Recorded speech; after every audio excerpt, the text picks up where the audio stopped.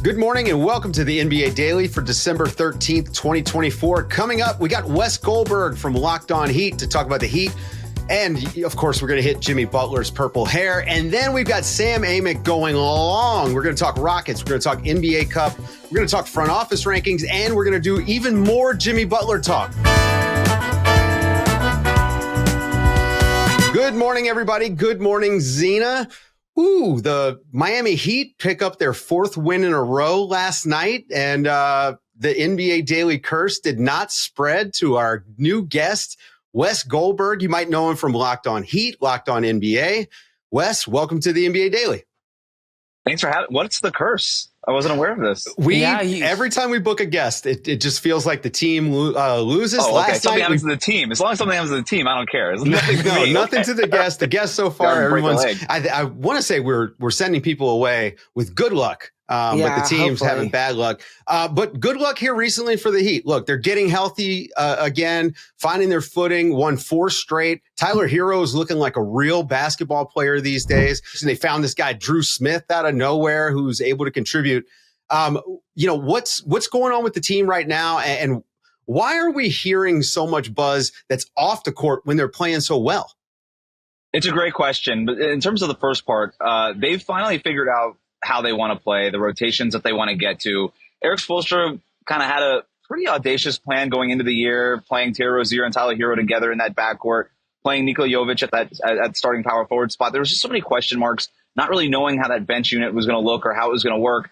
And doing all of that while also installing what was going to be essentially a 5-out offense. They wanted to take a lot more threes. They wanted to reduce the amount of mid-range shots that they took. They were way over-indexed on mid-range shots last season. The math just was not working in their favor. And so a lot of this stuff was very much like an upheaval, even though you think of Miami typically being this team that's been together for so long, but they were trying to play in a very different way. And trying to change an identity of a team without changing very much of the personnel is a really tough thing, maybe even an impossible thing in pro sports. And so the fact that took so long shouldn't be surprising. And then Erik Spoelstra finally found the rotations that work. Rozier to the bench, Duncan Robinson elevated back to the starting lineup. You've got their own version of the Splash Brothers between Tyler Hero and Duncan Robinson now in that backcourt. You add Haywood Highsmith now at the 4 on the wing next to Jimmy Butler. And now you've got another really strong wing defender in that group that kind of reduces some of the stress on Tyler Hero and Duncan Robinson defensively. And then Terry Rozier off the bench, he could just focus on being a scorer, which is what he is. He's not really a point guard. He's just sort of a scorer in a point guard's body. And so now everybody's kind of playing more at where they're comfortable, and they've figured out a rhythm here because of that. Also, Bam Adebayo got out of a shooting slump. Jimmy Butler's more engaged more frequently. And like you already said, Tyler Hero is playing out of his mind. So that's what's going on, and that's why they've won 4 straight. In terms of why now these trade rumors with Jimmy Butler and all these things, dude, your guess is as good as mine. Look, honestly, locally, we knew this stuff already. Like, this was an open secret. Basically, since Pat Riley declared in the spring in his end-of-season press conference, we're not signing Jimmy Butler to an extension, not even going to entertain that conversation. We're not even going to talk about it this summer. And ever since then, Jimmy Butler's future has been up in the air. I think the only big difference now is that the Heat are open to listening to offers versus over the summer, they were essentially shutting down those offers. And I think that, again, it always was heading in that direction. You think about where Miami is, or the league is at that 20-game mark of the season. That's typically when teams will take a step back and reflect on things. Not just your own team, but also you look at the other teams. So I think a lot of those teams that might have called in the summer to ask about Jimmy Butler were calling again. And I'm assuming that the impression given to those teams was, well, we're not hanging up the phone right away. And that might just be the only thing here. But in terms of the Heat, like shopping to Jimmy Butler or anything like that, that's not happening. If the Heat are winning, they have a really hard time pulling the plug on something like that. And right now they are. That was going to be my question too, is just because they're finding success at this point in the season. You mentioned, don't be too surprised that it's taken a long time for them to get here. Now Jimmy Butler's engaged. How is the rest of the team kind of looking at their win streak? Is it a matter of like, let's win so we can keep our team together? Is it let's win so that we can, maybe there's been other conversations of other players. I've seen interest around Tyler Hero even being involved in some of these conversations. Is it let's win because we all need to kind of showcase what we're capable of in the market? Like, what is the vibe on the team around these trade rumors and this also recent success? Yeah, it's kind of funny. I would love to get Tyler Hero in an honest moment and be like, isn't it nice that it's not you in the trade rumors for once? Right. But this team really, like, it's not a surprise. Like they the whole Heat culture thing. I mean, the part of it that's real is that this team really does thrive under some sort of stakes when their backs are against the wall. Like they really find some sick enjoyment out of it. And I really do mean that, like, earnestly. Like they hear all these things and they just like kind of rally together. It's part of the identity of this group. It's very intangible, but but when you're winning 4 in a row, that's when you see it, right? That's when you can touch and feel it and see it in the standings. I was telling Dave before we even started recording, like, I've never seen Jimmy Butler in a better mood after a basketball was amazing game in that post game. Like, just shouting at guys, like, in a good way in the locker room, having a really good time. He's really, like, kind of had some fun dyeing his hair and changing his hair color and all these things. Like, this team just really kind of gets, like, jazzed up when people are doubting them or questioning them or whatever. And in terms of the win streak, I think the overall sentiment on the team is, we knew it. Like, we knew this was here. We weren't sure when we were going to see it, but we knew this part was here. And I think it's been a really long time since the Heat have had a sustained winning stretch in the regular season. We know the 2023 finals run. Like, in the regular season, like, this is a team that's been in the play-in tournament a couple of years in a row now. We haven't really seen like a 10, 11, 12-game stretch where they've just won like 9 out of 11 or something like that. And it feels like this might be brewing right now. Like, we might actually get a proof of concept of, hey, we're not going to just be a playing team. We can actually be like a top 5 team in the Eastern Conference. Okay, but if that's going to happen, Jimmy Butler has to play for the Miami Heat. And that has been the biggest detriment to the Miami Heat having any sort of success, is that their best player, I mean, I'm going to say he's their best player, I think he is unavailable for so much of the regular season. He missed the playoffs. I mean, it's just, there are a lot of issues here that I think just get glossed over with Jimmy Butler for some reason. But since he's been in Miami, I mean, he's missed a ton of games. And so I think that the finger pointing for like lack of chemistry and lack of success probably should start with his lack of availability. So is he going to be available for this team, for the rest of the season, right? Like, I think that's the biggest question mark. Do you agree with me there? Oh, 100%. I've said it 100 times. Like, when we talk about Miami's problems in the past regular seasons, they start and stop with Jimmy Butler. And you mentioned the availability, just games played, but also like mentally being there for some of these games. Like last year, I mean, he played 60 something games last season for the Heat. He was probably like mentally engaged for 30 of them. Like I'm like maybe that many. It was not a good season for him, and they need him playing at least, not even a high level, but just like in an engaged, like part of the offense level. When he basically has a usage rating of 20%. The Heat have a very winning. They're a 58 pace win team. 20% is not like Luka. No, 20% is like Cam Johnson. Like, that's 20%. Like, it's just being a part of what's going on out there. So and he's basically been that for them this year, and he's played a lot of games. He's played at the end of back-to-backs. Pat Riley challenged him, during that press conference. Hey, you need to play more games if you want the money. So to answer your question, Dave, I think he's got a lot of motivation now to play in these games. He said, okay, I heard you. You want me to play more games? I'm going to play more games. There's some games where he hasn't looked great. There's some games where, frankly, he probably should have taken those games off. I think about one in Charlotte where he was dealing with some back problems and he was just bad in that game. But he said, you want me out here? I'll be out there. Hasn't rocked the boat. Nothing crazy at media day. Nothing. Like, he's been sort of this consummate professional, which has been a very big 180 from where he's sort of been in terms of his level of engagement in the regular season in the past. Hey, look, if he sticks around, he can opt out this summer. So it's technically he's playing for another contract. So maybe we see motivated contract Jimmy Butler. Wes Goldberg, thank you very much. Go and check him out. Locked On Heat. Not a lot of podcasters out there that I would say know the Heat as well as Wes. So go and check that out. Stick around, guys. After the break, we're going to hit Rockets. We're going to talk even more Jimmy Butler. We got Sam Amick in the house.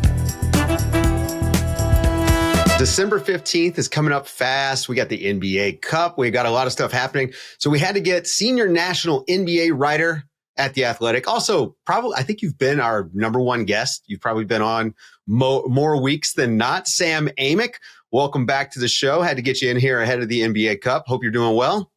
Dave, Zena, thanks for having me. I'm honored to be such a regular guest these days. Anybody whose arms we don't have to twist to get them in here, we're going to get them in. We kind of teased the other day the front office rankings that you were a part of putting together for us over at The Athletic.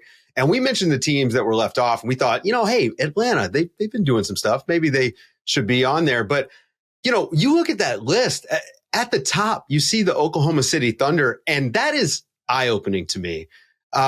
Yes, certainly. They've done a great job of drafting very well. We all know that the Shai Gilgeous-Alexander trade has worked out extremely well for this team. They have tons of draft picks. It seems like they just find all these young players everywhere. But they haven't won anything yet. Does this feel a little bit premature to have them as the best front office in the league? Well, guys, I would be lying to you if I did not admit that I was surprised, not necessarily that they won, but by the landslide victory that it was. Right. Because if you hone in on the top three, you're talking OKC, Boston, Miami. You know, Boston is flying more flags in their building than any other franchise. Miami has got nothing to sneeze at. They've won quite a few as well. And so OKC jumps out at you. If you go down the list, you're talking Memphis, Minnesota.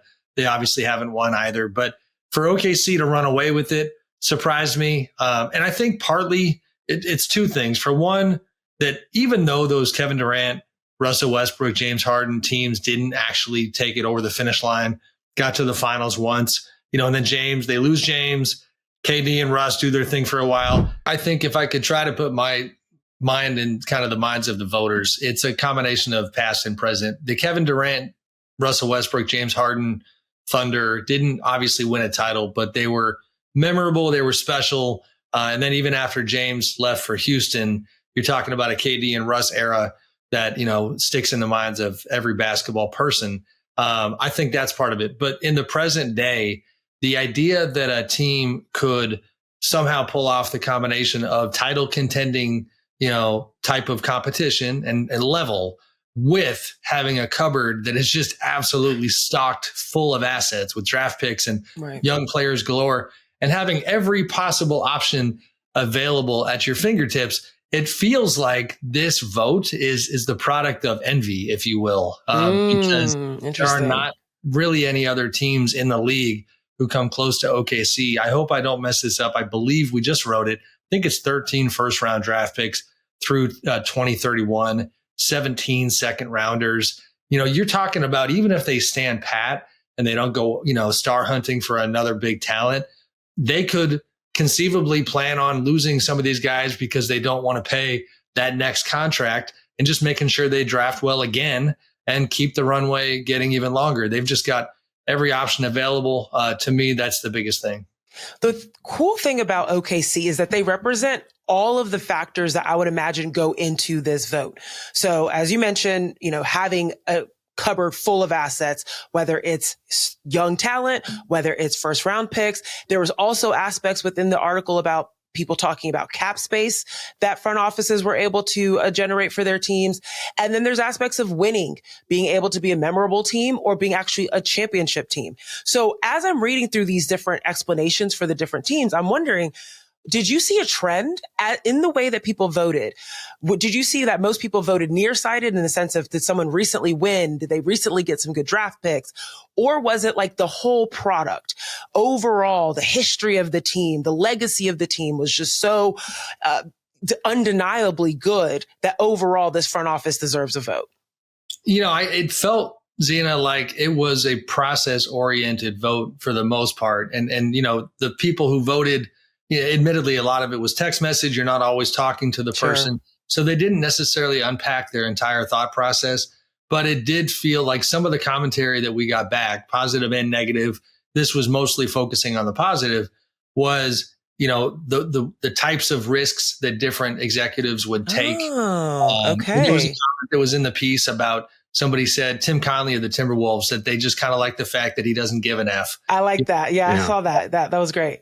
And so I think, it's a process oriented thing that, you hear players talk about it a lot in their own craft, that, you have to put the work in and then let the results kind of be what they are. Mm-hmm. I think some executives look at it the same way. Control what you can control, make sure you're absolutely turning over every single rock possible, having as many relationships as possible so that you don't miss opportunities based on interpersonal politics.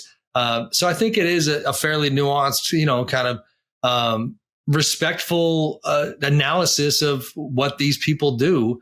And honestly, I feel like what we did is kind of the tip of the iceberg. I would love to learn even more about, how these people think. Like who's not answering the phone for who? That's the stuff I want to know. Like who's not returning a text? I'll tell you just real quickly, Dave, because you mentioned it. This one, like you hear some of that stuff, and this wasn't in the piece, but I remember somebody telling me they had a ton of respect for Danny Ainge, who obviously is now heading Utah, but they did kind of include some kind of feedback about how Danny still has the player personality where everybody kind of knows he's probably not going to do a deal with the Knicks. He's probably not going to do a deal with the Lakers because, Mr. Celtic is just kind of has that kind of fabric and that kind of wire. Sure. Wow. Interesting. Those little things are fascinating. All right, guys, stick around. We got more with Sam after the break.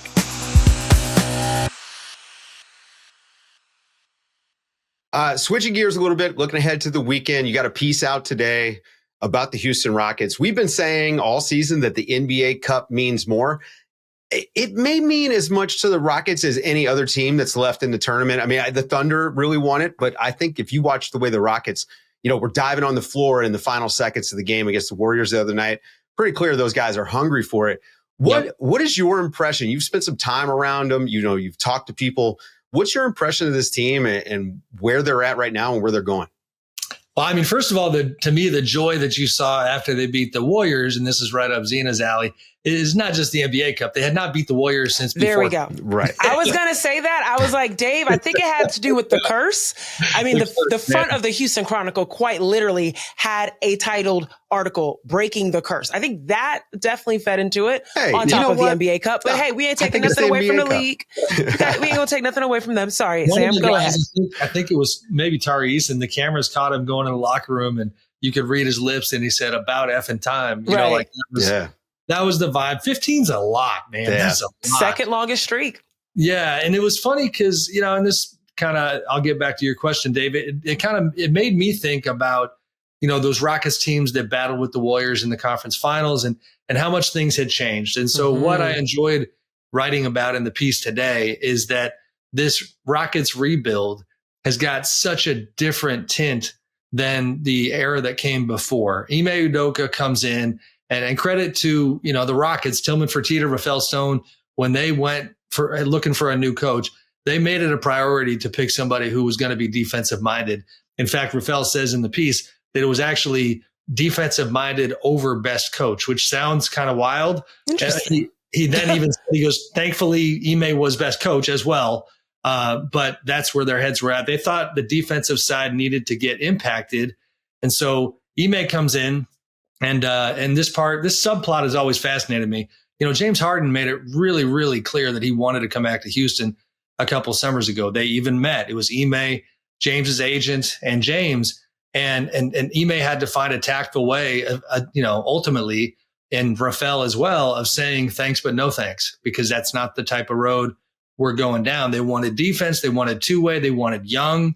And now you see what they have. And what I tried to capture in the story is basically, who are these rowdy Rockets? The top of the story, I enjoyed the heck out of writing. Ime Udoka going into the season has a 45-minute PowerPoint presentation for his team that chronicles the previous season, their first together, everything that was good, everything that was bad, everything in between, and then who they want to be in the coming season. A lot of numbers, a lot of analysis. Well, everybody's sitting around the room, players, front office, coaches.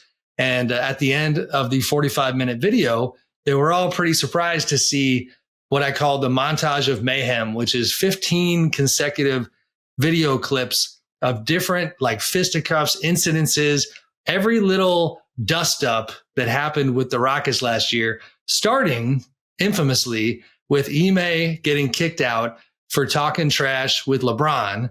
Yes. Remember that. That's amazing. Oh, that's good. I'll tell you what, I went down this rabbit hole that is online on YouTube where folks, of course, they did the lip reading. They did all of it. They break it down. Ime is saying some things to LeBron and he gets booted in that game.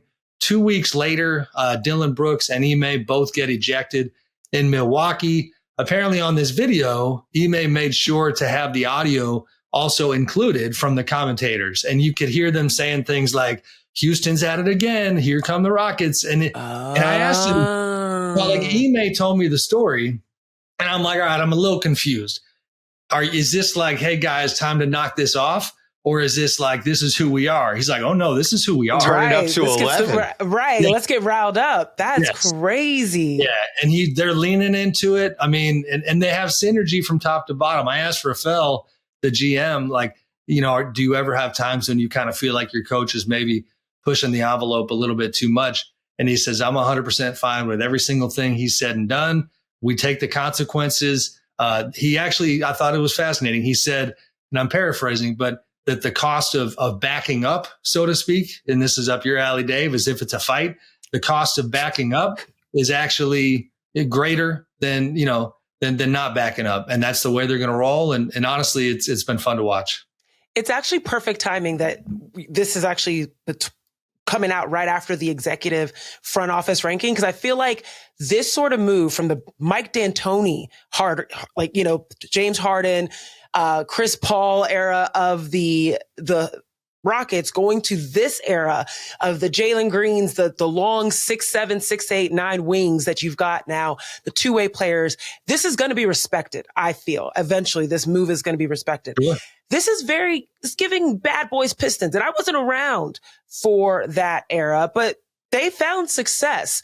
The issue with being so defensive minded, though, is that you need offense. Yeah. Bad Boy Pistons did have some offense, but the Houston Rockets are struggling right now to find that side of the ball. Was there any conversation around, what that's going to look like and being able to develop that alongside the defensive prowess? For sure. Ime and I talked for quite a while, and he likes balance. And I actually thought it was fascinating because I went into it admittedly really curious about what his view and the organization's view was going to be of Jalen Green and Alperen Sengun. Right. Because as you guys know, the narrative had become last year, they win 11 games in a row and Alpi was hurt for most of that stretch. So then the narrative became that they're faster when Jalen has the freedom to run, when Sengun doesn't slow him down. Ime pushed back very hard on that and just vehemently disagreed and basically said that the combination of having an attacking scorer like Jalen as an option at times. Sengun is one of the best low post scorers in the game, that the optionality he likes. He likes the balance. He kind of, flexed on the fact that they have 7 players averaging double figures right now. I think it's 11 plus. They don't have one player averaging more than 20 points a game. Jalen is right below the 20-point mark. But you watch that game against the Warriors and you see the problem with that, right? Like, who's the guy? Late. Yeah, they were 8% from 3 in the first half against the Warriors. Like that can't you? How do you win a championship like that? No question. And I think that's going to have to get answered over time. It's funny. The other day, just a quick side story. Mike Brown of the Kings was highlighting the fact that Houston and Orlando are among the worst shooting teams in the league, yet they're winning a whole bunch of ball games. Mike was basically kind of trying to make the argument that with his team, that their poor shooting is not the problem, that their poor defense is the problem. So, a little bit of like the grass is always greener, but your point is well taken, Zena. I think that Jalen specifically feels to me like the guy who's over the course of I think the rest of the season, and we can get into this, I do not anticipate, for now at least, the Rockets making a major move that would cost them Sengun or Green. I don't. Okay. I think they want to see this through the season. But Jalen is the one who, my understanding is, when he did his 3-year extension, Sengun did 5 years, that Green wanted a shorter deal. That basically, and this is a good way to think, you believe in yourself. The idea was that if I become Michael Jordan, so to speak, then, I can get paid in a couple years. And the Rockets were fine with that. But he's going to have to show that he can be that guy, because as recently as last year, we reported on this pretty heavily. As recently as last season, they were comfortable talking about Jalen in trades and star hunting.